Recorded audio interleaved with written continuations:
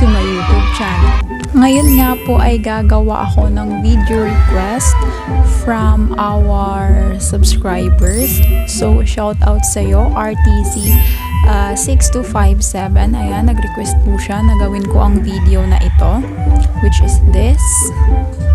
So, ayan, today gagawin ko na nga po yan. Sa mga gusto pong mag-request dyan ng video, pwede po kayong mag-comment dyan sa ating comment section below para gagawin ko po yan sa mga next ko pa pong i-upload. Ayan, ang sabi niya dun sa comment niya is nagtatanong siya kung paano daw sisimulan yung pag-chat sa babaeng gusto niya at tips na rin para hindi ito ma-turn off while sila po ay nag-chat. Well, madali lang po yan dahil sa video na ito ay ituturo ko at magbibigay po ako ng 5 tips para po masimulan nyo na pong i-chat yung mga babaeng gusto nyo at para hindi rin sila of course ma-turn off kapag nag-chat na kayo. So, ang aking tip number 1 is huwag kang atat. Eto po yan. Kapag nag-chat ka sa babae at hindi ka agad nag-reply ay huwag mo siyang kulitin. Or i-flood mo siya ng chats dahil nakaka-turn off po talaga ito at nagmumukha kang desperado. At magiging nakakainis ka sa tingin ng babae na maaaring lalong hindi na siya mag-reply sa'yo. Dahil na rin yan sa kakulitan mo. Kaya isang message lang muna, tama na muna yan. Hintayin mo munang sumagot siya or mag-reply bago mo siya i-follow up ng chat. At huwag mong asahan na magre-reply siya agad dahil first time nyo palang magka-chat. At hindi mo po hawak yung oras niya. Tip number 2 is keep it short and sweet. Kapag ka-chat or kausap mo na yung gusto mong tao, of course, marami kang gustong sabihin sa kanya. Pero wag naman po yung isang bagsakan lang or sobrang haba ng message na sinesend mo sa kanya. Dahil nakakapagod po talaga yun basahin. Unti-untiin mo lang, one message at a time. Sabi ko nga, keep it short and sweet. At ang aking tip number 3 is huwag kang pasikat.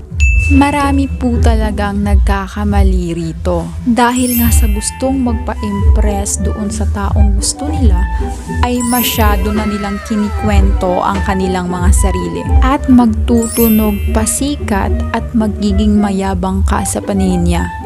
At kung gusto mong matuwa siya sa'yo, siya ang gawin mong subject or bida ng usapan. Number 4 ay maghintay ka. Huwag kang magagalit or sasama ang loob kapag hindi siya agad nag-reply sa'yo. Dahil nga hindi mo naman hawak yung oras niya at hindi pa rin kayo. Kaya matuto kang maghintay.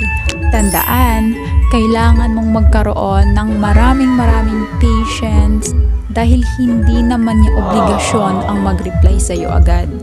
Sad reality, pero oo, dapat talaga nating sabihin yung totoo at dapat tayo maging prangka para sa huli ay hindi po tayo masaktan. At ang aking panghuling tip or ang aking tip number 5 ay maging totoo ka sa sarili mo.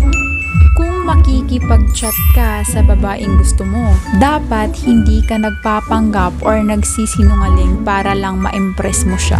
Huwag ka magsinungaling para lang mapa-turn on ng isang babae. Dahil as for me personally, gustong gusto po namin na mga babae na sa mas maaga pa lang stage ay tapat na po sa amin yung mga lalaki. Kasi di ba naniligaw pa lang siya or nagpaparamdam pa lang siya, nagsisinungaling na siya agad sa'yo.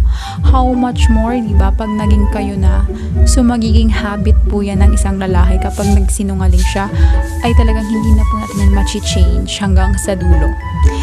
And that ends our video. Ayan, hope, ayan, RTZ, nakakuha ka doon ng informations and hope din sa mga nanood na makakuha kayo ng mga informations and sana ma-apply nyo rin doon sa mga ka-chats nyo. And thank you so much for watching and supporting me. Hope again na mag-subscribe kayo sa aking YouTube channel at for more mga video request, ayan, kindly comment lang po dyan sa ating comment section below. Thank you so much everybody.